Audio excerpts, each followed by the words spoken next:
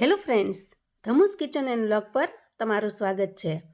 મિત્રો, શું તમે દૂધીને ખમણી તેમાં રવો નાખી અને કોઈ રેસિપી બનાવી છે? અત્યારે ઉનાળાની ગરમીમાં ઠંડા ગુણ ધરાવતી દૂધીની આ ટેસ્ટી રેસિપી તમે ક્યારેય ટ્રાય નહીં કરી હોય. મિત્રો, એકદમ નવી અને ખૂબ જ ટેસ્ટી એવી આ રેસિપી દૂધી ન ખાતા હોય એને પણ ખૂબ જ પસંદ આવશે. તો ચાલો ઝડપથી બનાવવાનું શરૂ કરીએ. તો રેસિપી બનાવવા માટે આપણે અહીંયા એક દૂધી લીધી છે. એકદમ કૂણી દૂધી આપણે અહીંયા પસંદ કરી છે. તો અહીંયા અંદાજે મેં 500 ગ્રામ જેટલી દૂધી લીધી છે. એમાંથી મારે 250 ગ્રામ દૂધીની જરૂર છે, એટલે હું કટ કરી લઉં છું. અહીંયા દૂધીને આપણે એકદમ ધોઈ અને ચોખ્ખી કરીને લીધેલી છે. તો હવે આપણે એના ઉપરની જે છાલ છે એને ઉતારી લઈએ. જુઓ, છાલ ઉતાર્યા પછી દૂધીને આપણે ખમણી લેવાની છે. તો અહીંયા સહેજ મોટા હોલ હોય એવી આપણે ખમણી પસંદ કરીશું. દૂધીને આપણે ખમણી લઈએ. તો જો આ રીતે આપણે દૂધીને ખમણીને તૈયાર કરી લીધી છે. હવે આપણે એક મિક્સિંગ બાઉલ લઈશું અને એના અંદર 1 કટોરી ભરી અને રવો એડ કરીશું. તો અહીંયા રવો મેં એકદમ ઝીણો રવો હોય એવો લીધો છે. તમારી પાસે જો જાડો રવો હોય તો એને થોડો મિક્સચરની અંદર ગ્રાઇન્ડ કરી લેવો, જેથી કરીને એકદમ સરસ આવો ઝીણો રવો બની જશે. હવે અહીંયા રવામાં આપણે એડ કરીશું દહીં. તો અહીંયા હું 2 ચમચી જેટલું દહીં એડ કરું છું. આ દહીં બહુ ખાટું પણ નથી અને મોળું પણ નથી, એ ટાઈપનું દહીં છે. મોળું દહીં હોય તો તમે અહીંયા 3 ચમચી જેટલું ઉમેરી શકો છો, અને જો બહુ જ ખાટું દહીં હોય તો તમારે 1 ચમચી જ ઉમેરવાનું છે. હવે આના અંદર 3 થી 4 ચમચી જેટલું પાણી એડ કરી અને આપણે મિક્સ કરી લેવાનું છે. જુઓ, એકદમ સરસ મિક્સ થઈ ગયો છે. હવે આપણે ઢાંકણ ઢાંકી અને 5 મિનિટ માટે રેસ્ટ થવા દઈએ, જેથી કરીને રવો સારી રીતે ફૂલી જાય. અને હવે આજના નાસ્તા માટે આપણે એકદમ ટેસ્ટી એવી ચટણી બનાવીશું. ચટણી બનાવવા માટે આપણે અહીંયા લઈશું 2 મીડિયમ સાઇઝના ટમેટાં, 1 નાની ડુંગળી, થોડી લસણની કળીઓ 3-4 જેટલી અને 1 લાલ મરચું. અહીંયા ડુંગળીને આપણે 4 ભાગમાં વહેંચી લેશું. ટમેટાને આ રીતે આપણે 2 ભાગમાં વહેંચી લીધા છે. ગેસ ઉપર એક પેન મૂકીશું અને એમાં અડધી ચમચી જેટલું આપણે તેલ એડ કરીશું. તેલને આપણે બ્રશની મદદથી ફેલાવી લઈશું. તેલ થોડું ગરમ થાય એટલે આપણે ટમેટા, ડુંગળી, લસણની કળીઓ અને મરચું એડ કરીશું. આ બધી જ વસ્તુને આપણે તેલની અંદર થોડી ફ્રાય કરી લેવાની છે. તો અહીંયા તમે જુઓ, ટમેટા અને ડુંગળી બંને સારી રીતે સંતળાઈ ગયા છે. હવે આ બધી વસ્તુને આપણે થોડી વાર માટે ઠંડી થવા દઈએ. હવે આપણે મસાલા મેકર લઈશું અને એના અંદર તૈયાર કરેલા ટમેટા, ડુંગળી, લસણને એડ કરી દઈએ. હવે ચટણીમાં થોડા મસાલા કરી લઈએ. તો સ્વાદ પ્રમાણે મીઠું એડ કરીશું. 1 ચમચી જેટલું ધાણા જીરું પાવડર એડ કરીશું. અડધી ચમચી જેટલું આખું જીરું એડ કરીશું અને થોડો અમથો અહીંયા ગોળ એડ કરીશું. ગોળ એડ કરવાથી ચટણી એકદમ ખાટી અને મીઠી બને છે. ટેસ્ટ ખૂબ જ સરસ લાગે છે, ખાટો મીઠો, એટલે મેં અહીંયા ગોળ એડ કરેલો છે. તો અહીંયા જો તમને ચટણીનો ટેસ્ટ ગળ્યો ન ફાવે તો તમે ગોળને સ્કીપ કરી શકો છો. હવે આપણે અહીંયા 4 થી 5 ચમચી જેટલું પાણી એડ કરીએ અને ઢાંકણ ઢાંકી એકદમ સરસ મજાની ચટણી બનાવીને તૈયાર કરી લઈએ. તો અહીંયા જુઓ, એકદમ સરસ મજાની ચટણી બનીને તૈયાર થઈ ગઈ છે. મિત્રો, આ ચટણી ટેસ્ટમાં ખૂબ જ સરસ લાગે છે અને કોઈ પણ ફરસાણની સાથે એનું કોમ્બિનેશન એકદમ ટેસ્ટી એવું બને છે. આને તમે ધારો તો ઘરમાં બનાવીને તૈયાર કરીને રાખી શકો છો. 3 થી 4 દિવસ સુધી ફ્રીજમાં ખૂબ જ સારી રહે છે. હું તો હંમેશા આ ચટણીને બનાવીને ઘરમાં રાખું છું, જેથી કરીને કાંઈ પણ ફરસાણ બનાવો એની સાથે આ ચટણી તમે પીરસી શકો છો. તો અહીંયા જુઓ, ચટણી બનીને હવે તૈયાર થઈ ગઈ છે અને હવે આપણે આગળની તૈયારી કરીએ.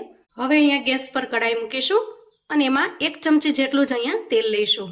તેલ થોડું ગરમ થાય એટલે 1 ચમચી જેટલી રાઈ એડ કરીશું અને અડધી ચમચી જેટલું જીરું એડ કરીશું.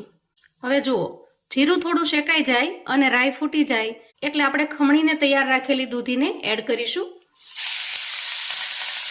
અને આ રીતે દૂધીને આપણે થોડી ફ્રાય કરી લેવાની છે. તો અહીંયા આપણે દૂધીને થોડી વાર માટે ફ્રાય કરવાની છે, થોડું એનું કાચાપણું દૂર થાય ત્યાં સુધી જ. તો અહીંયા તમે જુઓ, 2 થી 3 મિનિટની અંદર દૂધી સારી રીતે ફ્રાય થઈ ગઈ છે. હવે આપણે અહીંયા ગેસની ફ્લેમને બંધ કરીશું અને દૂધીના મિશ્રણને આપણે ઠંડુ થવા દેશું. હવે આપણે રવાને ચેક કરી લઈએ. તો અહીંયા જુઓ, એકદમ સરસ મસ્ત બેટર બની ગયું છે. હવે આપણે દૂધીનું જે ખમણ શેકેલું છે એને એડ કરી દઈએ. થોડી ઝીણી સમારેલી કોથમીરને એડ કરીએ. 1 નાનું ટમેટું મેં ઝીણું સમારેલું છે એને પણ આપણે એડ કરી દઈએ. અડધી ચમચી જેટલી હળદર એડ કરીશું અને આખી ચમચી જેટલું ધાણા જીરું એડ કરીશું અને સ્વાદ પ્રમાણે આપણે મીઠું એડ કરીશું અને થોડી તીખાશ લાવવા માટે અહીંયા અડધી ચમચી જેટલા ચીલી ફ્લેક્સ એડ કરીશું. તમે જો બાળકો માટે બનાવતા હો અને તમારે સહેજ પણ તીખું ન બનાવવું હોય તો ચીલી ફ્લેક્સને તમે સ્કીપ કરી શકો છો. હવે અહીંયા થોડું પાણી એડ કરી અને આપણે મિશ્રણને બરાબર કરી લઈએ. તો અત્યારે મેં 3 થી 4 ચમચી જેટલું પાણી એડ કર્યું છે. તો અહીંયા જ્યારે મિક્સ કરશો ત્યારે શરૂઆતમાં તમને દૂધીનું પ્રમાણ વધારે અને રવાનું પ્રમાણ ઓછું લાગશે, પણ જેમ જેમ તમે મિક્સ કરતા જશો એમ રવો તમને વધારે લાગશે અને દૂધીનું પ્રમાણ ઓછું થતું જશે. તો જુઓ અહીંયા તમે જોઈ શકો છો કે હવે આપણને રવો અને દૂધી બંને એક સરખા લાગે છે. તો અહીંયા આપણું બેટર બનીને તૈયાર થઈ ગયું છે. હવે આપણે અહીંયા અડધી ચમચી જેટલો ઈનો ફ્રૂટ સોલ્ટ લઈશું અને થોડું પાણી એડ કરી અને ઈનોને એક્ટિવેટ કરી લઈએ અને સારી રીતે મિક્સ કરી લઈએ. જુઓ આ રીતે આપણે મિક્સ કરી લીધું છે. હવે આપણે ગેસ પર એક અપ્પે પેન મૂક્યું છે અને એના બધા જ બોક્સને આપણે ઓઇલથી ગ્રીસ કરી લીધા છે. પેન થોડું ગરમ થઈ જાય એટલે ચમચીની મદદથી આપણે એમાં નાસ્તાને મૂકી દઈશું. જો આ રીતે આરામથી અને સહેલાઈથી મુકાઈ જશે. તો જુઓ આ રીતે આપણે બધા જ બોક્સની અંદર મિશ્રણ નાખી દીધું છે. હવે આપણે 2 થી 3 મિનિટ માટે ઢાંકી અને થવા દઈએ, જેથી કરીને અંદર સુધી સારી રીતે ચડી જશે. અંદાજે 2 મિનિટ પછી ચેક કરી લઈએ. તો જુઓ આરામથી આપણે સાઈડ ચેન્જ કરી શકીએ છીએ. તો આ રીતે બધા જ નાસ્તાની આપણે સાઈડ ચેન્જ કરી લઈએ. મિત્રો ઉનાળાની આ ગરમીની અંદર દૂધીનો આ નાસ્તો ખાવાની તમને ખૂબ જ મજા આવશે. તો અહીંયા જુઓ આપણે બધા જ અપ્પેની સાઈડ ચેન્જ કરી લીધી છે. ફરી આપણે 2 મિનિટ જેવું ઢાંકી દઈએ. તો અહીંયા રેસીપીની અંદર આજે આપણે 2 થી 3 ચમચી તેલનો જ ઉપયોગ કર્યો છે. તો આજની રેસીપી એકદમ હેલ્ધી છે અને ખૂબ જ ટેસ્ટી પણ છે. તો ચાલો હવે ચેક કરી લઈએ. તો અહીંયા જુઓ બંને સાઈડ અપ્પે એકદમ સરસ ચડી ગયા છે અને તૈયાર થયેલા અપ્પેને આપણે એક ડીશની અંદર લઈ લઈએ. એકદમ ટેસ્ટી એવા આપણા અહીંયા દૂધીના અપ્પે બનીને તૈયાર થઈ ગયા છે. ઉપરથી ક્રિસ્પી અને અંદરથી એકદમ સોફ્ટ બનીને તૈયાર થાય છે. અહીંયા હું તમને તોડીને બતાવું. એકદમ સરસ જાળીદાર બનીને તૈયાર થયા છે. મોઢામાં મૂકતા જ પાણી થઈ જાય એવા સરસ ટેસ્ટી બનીને તૈયાર થયા છે. અને આપણે તૈયાર કરેલી ચટણી સાથે એનું કોમ્બિનેશન એકદમ જોરદાર લાગે છે. જુઓ એકદમ ટેસ્ટી બને છે. જોતાં જ ખાવાનું મન થઈ જાય એવા સરસ બનીને તૈયાર થયા છે.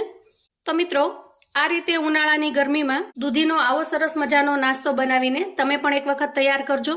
આ દૂધીના અપ્પે તમે સવારના નાસ્તામાં કે સાંજે નાની મોટી ભૂખમાં બનાવીને તૈયાર કરી શકો છો.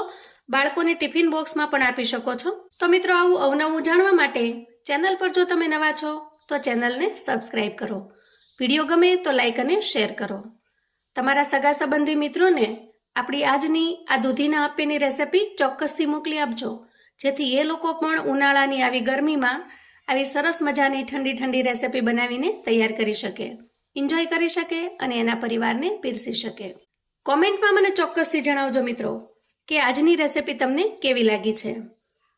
તો ફરી મળીએ નવી રેસિપી સાથે. ત્યાં સુધી આવજો મિત્રો.